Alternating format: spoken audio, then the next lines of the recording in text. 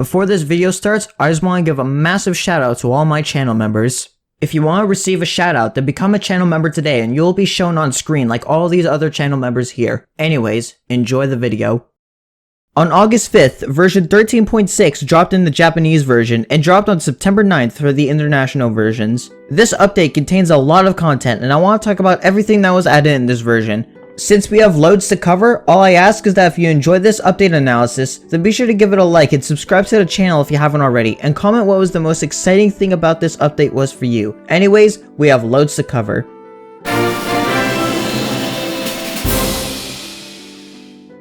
All units discussed here will use their level 30 stats. The first new unit is Dinosaurus, or Mechadinosaurus Cat if you prefer. This is the new Uber for the Dynamites. This unit has a multi-hit that deals 11,900 damage for a total of 35,700 damage. This unit has a standing range of 350 with an LD of 150 to 700 range.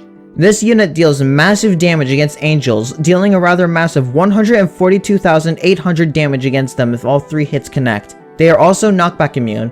This unit is a rather strong anti-angel, being able to nuke most angel enemies in 1 to 2 hits. However, the multi-hit can cause the unit to deal less damage against some enemies that tend to get juggled a lot, mainly Angelic Gory.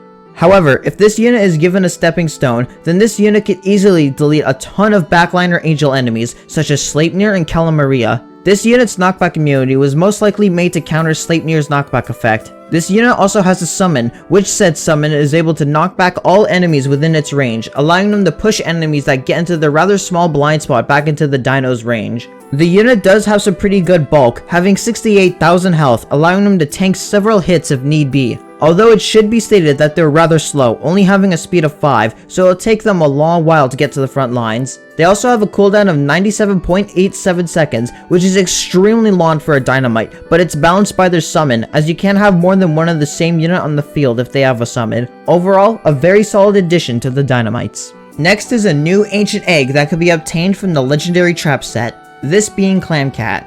This unit resists red and black enemies, has Behemoth Slayer, and knockback immunity. This unit is meant to be a meat shield, but this unit doesn't really have the bulk to be a general behemoth meat shield, and their damage output against them is really small. Against their traits, they have 53,000 health, which is still rather small for a specialized meat shield. For red and black behemoths, they do start to see some decent bulk, having 90,000 HP, but the main issue for this unit is the evolution cost. In order to hatch this egg, you need 10 purple and red behemoth stones, which for half of the cost you can get a unit that's already able to delete one of these traits this unit has to tank, and there are so many options for taking out black enemies that their bulk isn't really that needed. If they do have enough boosts, they can have a niche as a red energy meat shield due to their knockback immunity, but that requires heavy investment that could go elsewhere. Not that great of an event egg, but they could be used to replicate Lil Eraser cheese strats as they have a 100 range, but the increased damage compared to Lil Eraser is a double-edged sword.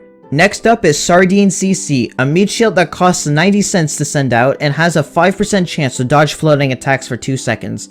In stages where floating enemies are a main threat, it wouldn't hurt to use this fish as your third meat shield because of the dodge chance, but besides these situations, you are just better off running another meat shield. The last unit you can get from the legendary traps is Squid CC. Squid CC is just not good. They have extremely low health, and their freeze and slow immunities are only really good for Henry and Crockley, but unless you get this squid to level 45, they get one-shot by 150% Crockley. Even then at level 30, they barely have enough health to tank even a single 100% hit from Crockley. Unlike Sardine, which is a funny meme unit, this unit fails to inspire any sort of laughter and is merely user rank food. Last is Almighty Super Zeus, a new unit for the Bikurumin collaboration event. This is a variant on Thunder God Zeus, resisting both Angel and Aku enemies. Against Angels, they have 340,000 effective health, and for Aku, they have 272,000 effective health. This unit also has a 75% chance to slow Angels for 3.6 seconds and Aku for 3 seconds. This unit also is the second unit in the game to receive the Counter Surge ability alongside Phantasmal Nobunaga. This unit's slow doesn't have the longest uptime, only having an uptime of just over 50%. However, since Aku enemies tend to spit out a lot of surges, it isn't too difficult for them to throw one back and to restart their slow for either the surge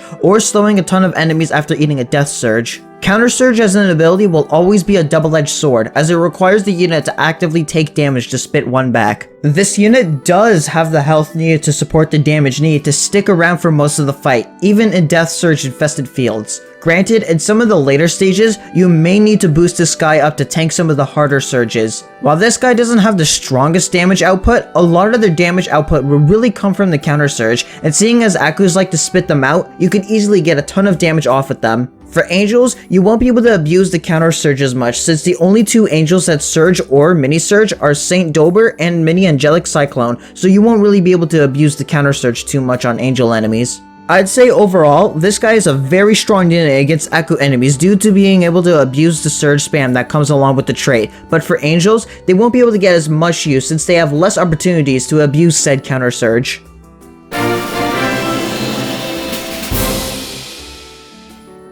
In this update, there are 4 new true forms, the first being a true form for Blizzarina. They get a 50% boost to their health, going from 50,000 to 75,000 health. They also get a slight attack boost, with a new total damage of 34,000 damage to their old 32.6k damage. They also gain Toxic Immunity and an extra 1.2 seconds of slow for a new slow length of 4.8 seconds. Also, they for some reason get a whole extra second of backswing without any reduction to TBA. The extra bulk they gain is extremely useful, giving them extra longevity on the field and allowing them to be a more effective slower. Their Toxic Immunity makes them useful for Big Pang Z and the Papu Revenge stage. As well, the former has a ton of zombies and one that can toxic, the other has really aggressive alien enemies and the main toxic enemy needing to rely on said toxic for damage. While they don't become that much better of a generalist, their specialist matchup becomes much better due to actually having the bulk needed to tank several hits, and can be much more useful for Super Hippo and Big Pang Z. In order to get this true form, you need 6 purple and blue cat fruits alongside 3 epic cat fruits. Next is the true form of Slime Cat, Jelly Pudding Cat. This true form was one of the most anticipated true forms for years, and to say it delivered is an understatement. I have a full video here where I fully review Jelly Pudding Cat in detail, so I'm just gonna recap some of the things here. They gain a range boost from 140 to 180, a speed boost from 15 to 20, and an increased wavelength from level 5 to level 7. The biggest thing here is the range boost, which allows them to hit so many more enemies, from Gory to Sir Seal variants, to even enemies like Lil Bun Bun and Super Metal Hippo. The speed boost also allows them to much more quickly get into enemy blind spots and to secure hits on enemies they may get outranged by. Again, see the full video here for a full review, but this true form really is one of the best true forms added, especially for an advent unit. The last 2 new true forms are for the Bikurim collab event. The first being for Heracris, which removes their warp immunity for a curse immunity and trades their alien targeting for relic. This true form is great for early UL players as it gives them access to a very powerful anti-relic right off the bat. This unit still shares the same pros and cons as their last 2 farms, especially the single targeting they have, so they need support to clear weaker enemies to let them hit their main target. It should be noted that since there's no relic fruit, their effective stats are only 204,000 HP and 229,000 damage. They struggle in groups of enemies, but this usually isn't much of an issue if you plan around clearing out weaker enemies so they can focus fire on the stronger targets. In order to get this true form, you need 6 green and blue cat fruits alongside 1 elder cat fruit. Last is Beastly Nero's true form. This true form gives them a higher standing range and more health. The extra health is always nice for keeping them alive for longer, and the extra range boost now allows them to outrange Lord Gravy. Besides that, they still serve the same role as an anti-zombie pizza for zombie enemies, and being able to snipe most zombies that burrow due to their Omni Strike. In order to get this true form, you simply need 3 purple cat fruits.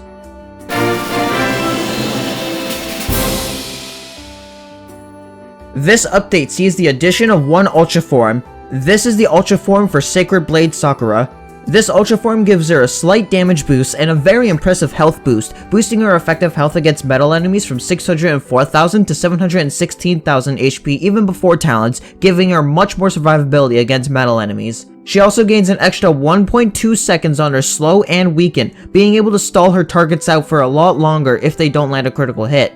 She also switches her range game from simply just having a standing range from 420 to an Omni Strike that lands between -100 and 470 range. Seeing as most metal enemies don't have much variation on how much range they have, the Omni allows her to target much more metal enemies that don't really need to push. She also gets a boost to her crit chance, going from a 5 to 8% chance, but the chance is still extremely small for a unit who isn't spammable at all. While I would normally bring this up in the miscellaneous section, it is very important to state her new combo, which is a crit small combo. Seeing as she already has one in her true form, this now gives her 2 crit smalls, boosting her crit chance from 8% to 10%, giving all units an extra 2% crit boost for just 1 slot.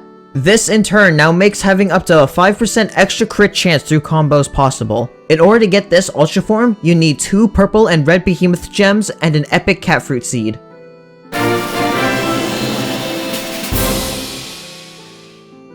Five units gain talents this update, these being God Emperor Gladios and Kin Ranger's Gigaforce, alongside Super S Zeus, Head Rococo, and Super D Devil. They all gain standard attack and defense talents. First is Gladios, who gains a 50% chance to mini-wave, 100% chance to survive a lethal attack, and cost down talents. The mini-wave talent is nice to have as an extra bonus, as it allows Gladios to hit further back targets like Kamal, the Sloth, and Master Ray, giving them much more use against these super ranged enemies. Their survive is a bit too niche for it to really be worth the investment. Cost down brings it down to 4,875 cash, but this cost reduction isn't really needed, as most stages where Gladios would be used tend to have a ton of cash options available. Mini-wave is really useful, but you can skip the other two. Next is Kin Ranger's Gigaforce, who gains target red, curse length duration, and freeze resist. The most you would get out of their red targeting is having a new way to shut down Professor A and red energy. While this can be super useful in situations where you would rather not have them slow or knock back, most of the time it isn't really needed, as there's already a gazillion other options for these enemies. The curse length added is only 1 second longer, which would be useful if it made it so their uptime was about 100%, but the increased curse time isn't really worth all the NP needed.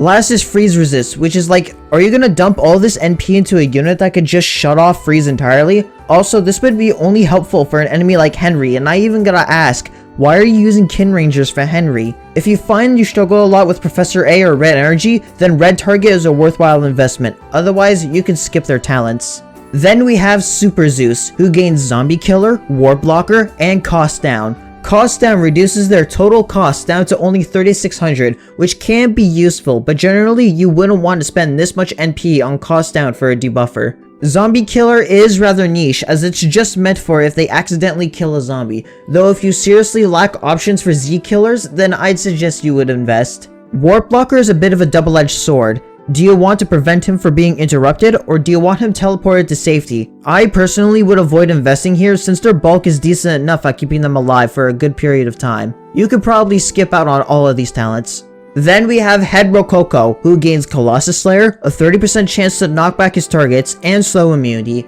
All of these talents are meant to help make him a viable option for Super Hippo, as he is already strong against both black and alien enemies who can also freeze for a decent period of time already. With all their talents, you can get a really good Super Hippo counter, but if you already have good matchups for Super Hippo, then you can skip these talents. Last is Super D Devil, who gains relic targeting, a 50% chance to weaken his targets, and curse immunity. This unit's talents are super solid, as both angels and relics tend to be paired in a lot of stages, so having a unit who could slow both of these traits at the same time is pretty great. His talents can also serve as a Euro stand-in if one lacks him, or wants the extra reach Super D Devil has. While all the super busted UL true forms may make their talents less attractive to some players, if you're starting Uncanny Legends and are in need of some specialized anti-relic units, Super D Devil has you covered pretty well. One new unit gains Ultra Talents this update, this being Almighty Ganesha. He gains TBA reduction, wave, and freeze immunities for Ultra Talents. His Ultra Talents are really powerful and are up there with some of the best Ultra Talents in the game, specifically the TBA reduction Ultra Talent. Boosting this Ultra Talent alongside your strengthen and attack talents will grant him a DPS stat of 26,000 after being strengthened. To put this into perspective on just how huge that is, a Dazzly of the same level only has 22,000 DPS, that is if all of her surge hits connect. Unlike units like Dazzly or Phono, which can have their DPS knocked down either by surge misses or surge immune enemies, or in Phono's case, not having all three of the hits connect, which happens very often due to the very small gap where this happens. Ganesha, on the other hand, packs all of this DPS into a single punch that deals 190,000 raw damage. Ganesha goes toe-to-toe with some of the best units in the entire game because of this Ultra Talent. The TBA reduction itself makes it only go down to 7.3 seconds, but factoring his rather long backswing, this effectively turns his TBA into only 3.73 seconds, allowing him to fire off way more attacks than you could imagine. The Wave and Freeze Immune Ultra Talents aren't the most needed talents in the world, but they very much help in either Wave stages or in help with stages that also have a Henry. Also, said Wave immunity makes it funnily enough more in line with other Fest units. If you use Ganesha a lot or don't have some of the very overpowered Fest units, then this is a set of Ultra Talents I would highly invest in.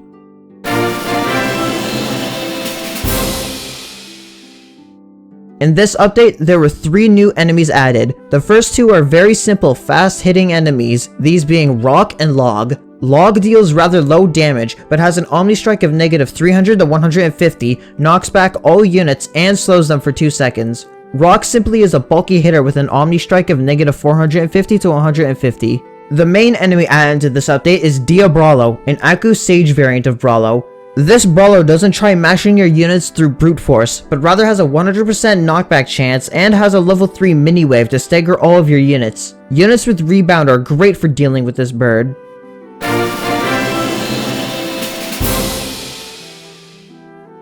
The new subchapter added is Resort de la Cospa. No new UL stars are available in this update. The first level is the Prefab Cathedral, featuring Diabralo, Albro, Toucan, and Arost as the boss. Then we have the After Lunch Nap, featuring Ginger Snake, Piggy, Technol Hyena, Dr. KO, and Dark Emperor Neandem as the boss. In the Weedy Garden, we have Dogenstein, Heavenly Hippo, Diabralo, Calamaria, Tarsiriel, and Sleipnir as the boss. The Sprint Parade features all the non-event Kangaroo variants, these being Kangaroo, Shadowboxer K, Scizoroo, Zangru, and Dr. KO. In the Private Beach, we have Crocinator, Metal Hippo, Super Metal Hippo, Sir Metal Seal, and Dark Dober as the boss. Lastly is the Costly Emigration, with Diabralo, Zalo, Ms. Devil, Ditch, and the Perfect Cyclone as the boss. One new event map has been added, featuring the Log and Rock enemies alongside the Winds.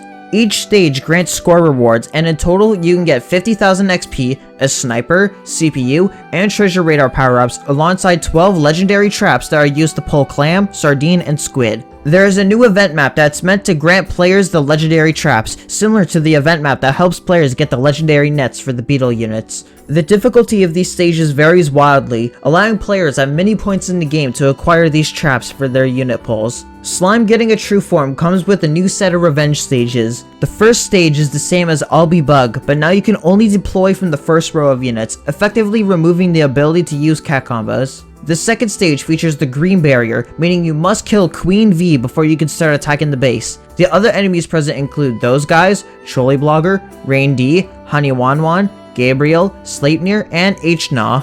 This update adds 3 new Colosseum stages, however only one of them actually has proper data, so I'll save the other new maps added when those get a proper condition. The Colosseum event that was actually added in this update is a Colosseum that both reduces the cost by half and reduces the cooldown in half of super rares. This includes going past the 2-second cooldown limit, so units like Manic Mohawk and Manic Eraser now have a cost of 37 and 75 respectively, alongside a cooldown of 1 second. The first stage features Gobble, Starpang, Elizabeth the 56th, Ursa Major, H-Nah, Brawlo, and Elder Sloth as the boss. The second stage features Ginger Snake, Gory Black, Dark Otter, Relic Doge, Professor A, Haki, and Bora as the boss. The third stage features Doge Dark, Akugori, Zamel, Zaki Pang, Zangru, and Big Sal as the boss. The fourth stage features Heavenly Hippo, Lil Bun Bun, Gabriel, Raging Gory, Sleipnir, Bun Bun Black, and Spacefish Jones as the boss.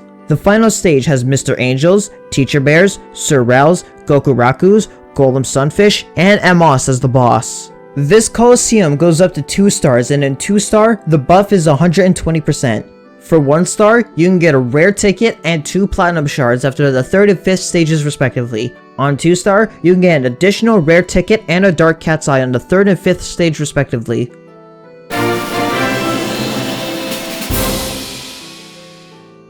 For the first of these miscellaneous changes and additions, Greyflower Verbena and Mighty Sphinx Core have been added to the Metal Busters banner set. Catnip challenges have been changed, so now the categories can be selected from 1 box to 4. They also added a feature to move from the missions tab to a respective stage, highlighted in green. There is also an in-game pop-up if a challenge has been completed. The openings and endings have been changed, as now you can speed up the opening and ending crawls by holding onto the screen. The opening will also play while the game downloads data, and the opening will change depending on what area of the game you played last instead of the standard Empire of Cats opening.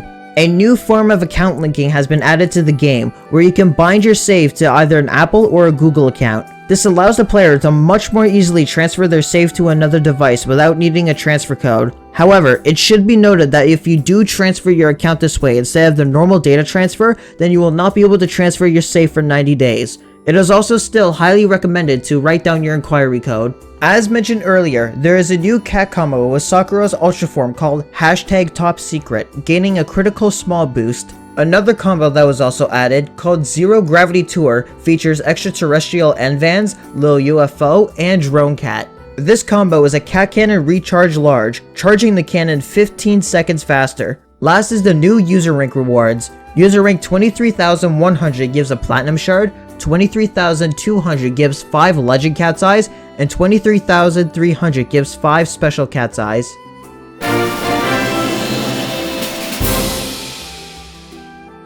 The Metal Slug collab is not present in the game files for this version. Neither is the Bikurumin content mentioned here. However, in this upcoming Superfest on September 27th, Izanami will finally be added to the English version of the game, and she will be present in future runs of Epic Fest. Trixie the Merc, first added in the Korean and Taiwanese versions in 13.4, will also appear in the English version of the Best of the Best set at some point in the near future. This update was more of a smaller update, though the addition of Slime's true form was the main highlight and will without a doubt shape the 4-star meta in ways not yet entirely explored as of yet, but from what we have already seen, this thing is an absolute powerhouse.